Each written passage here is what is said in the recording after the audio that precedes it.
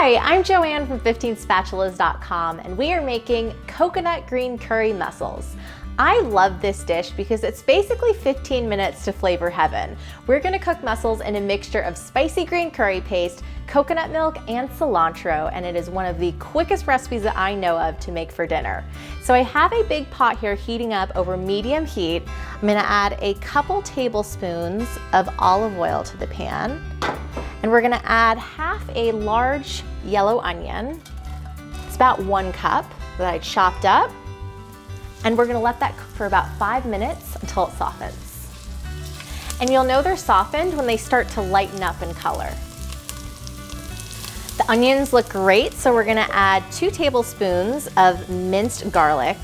No matter what kind of mussels you're making, lots of garlic is always welcome. Just stir that around for about 30 seconds to wake up those flavors. And then now, one of the stars of the show, some green curry paste. There is so much flavor in here. I'm gonna stir that around. This smells amazing. I already love the smell of onions and garlic, but add that green curry paste, it's good stuff. Now we're gonna add 2 pounds of mussels. I just gave these a quick rinse. Usually when you buy farmed mussels, they're not really very dirty because they're grown on a line, so there's not really sand or anything in there. Ooh. Just stir that around to get it coated in the curry and the onions. And then we're gonna add a cup of coconut milk and 1 cup of seafood stock. We're gonna bump the heat up all the way to high, and we're gonna cover this with a lid.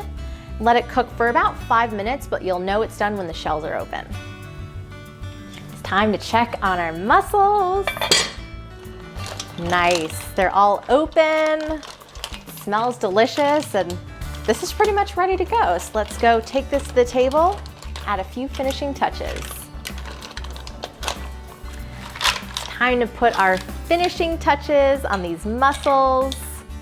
Just take a ladle and pile on those mussels high. Make sure you get some of that broth in there too, because that is the best part. More. All right, that's an appropriate amount. Sprinkle on some fresh cilantro, and we have the obligatory piece of bread so you can soak up all of that broth, which I'm going to do now. But this is such a great dish for quick dinner. It manages to be exotic and comforting at the same time. Holy moly. That is insanely good.